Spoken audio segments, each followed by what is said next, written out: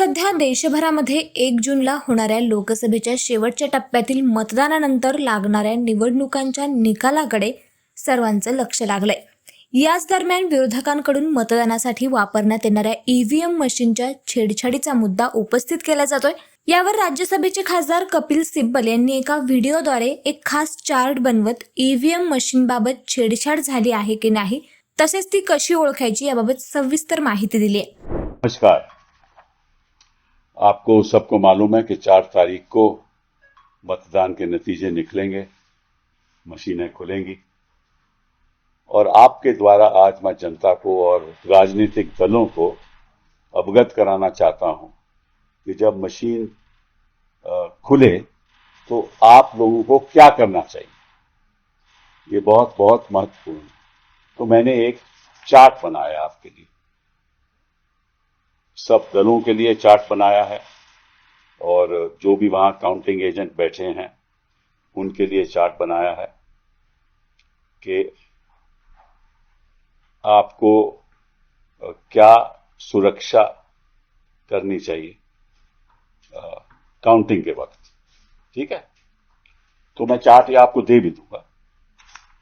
अब इस चार्ट में आप देखोगे कि पहले लिखा है सीयू नंबर. सीयू नंबर मतलब कंट्रोल यूनिट नंबर, बाईं तरफ ऊपर कंट्रोल यूनिट नंबर.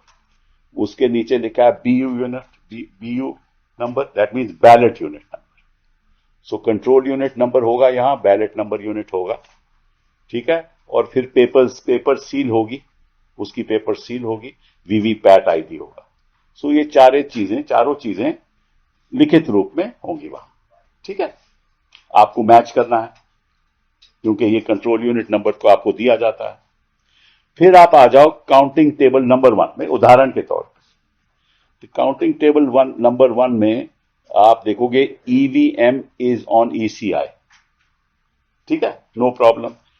तीसरा कॉलम बहुत बड़ा इंपॉर्टेंट है. तीसरे कॉलम पे लिखा है 4 जून 24, 4 जून 2024. ठीक है, और नीचे लिखा है टाइम मतलब कि ये रिजल्ट से पहले ये लिखित रूप में आ जाएगा 4 जून टाइम. कब मतलब कि कब ये इसका टाइमिंग कब होगा ये पता चल जाएगा आप. ठीक है, अगर इस टाइम में अंतर हो तो गड़बड़ है. तो आपको देखना है कि इस टाइम में कोई अंतर नहीं है, क्योंकि जब भी आप काउंटिंग टेबल नंबर 1 में 4 जून का खुलेगी मशीन तो आपको देखना है क्या टाइम है. ठीक है, उसमें कोई अंतर होगा, मतलब टाइम अलग दिखाएगा कि इसका मतलब कहीं और भी खुल चुकी. ठीक, फिर अगला टेबल और इंपॉर्टेंट है सीरियल नंबर. वो सीरियल नंबर भी यहां लिखित रूप में आ जाएगा ऑफ कंट्रोल यूनिट. तो सीरियल नंबर मैच हो जाएगा, कोई दिक्कत की बात नहीं है. कैंडिडेट आ जाएंगे, टोटल पोल वोट्स आ जाएगी. ठीक है ना, टोटल पोल वोट जब आ जाएगी तो ध्यान से इसको देखना, ताकि जब काउंटिंग में वोट ज्यादा हो तो गड़बड़ी. फिर आ जाओ आप, अब जब ये ऊपर की बातें सब हो जाएं तभी आप रिजल्ट बटन दबाने की अनुमति देना. पहले ईवीएम, पहले 4 June time, serial number, candidate, battery जो भी है, जब ये खत्म हो जाए तब आप उसको बोलना कि आप रिजल्ट बटन दबाइए. ठीक है, जब आप रिजल्ट बटन दबाएंगे तो आपको लिखेगा पोल रिजल्ट. उदाहरण के तौर पे 26 अप्रैल 2024, उस दिन मतदान हुआ होगा. ठीक है ना, तो अगर इसमें भी कोई अंतर है तो भी गड़बड़ी है. और पीएसटी का मतलब poll start timer and poll end timer. तो पोल स्टार्ट कब हुई, पोल एंड कब हुई, ये भी इसमें आ जाएगा. उसके बाद सीरियल नंबर, ये जो सीरियल नंबर पहले सीरियल टेबल के नंबर से मैच करना चाहिए.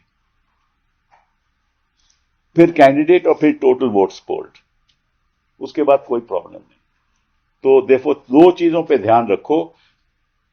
रिजल्ट बटन नहीं दबाना जब तक वेरिफिकेशन ऊपर कॉलम के हो जाए.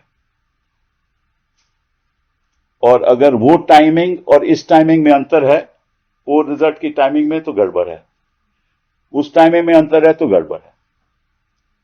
ठीक है, तो ये सब मैं आपको दे भी दूंगा, टेबल भी दे दूंगा।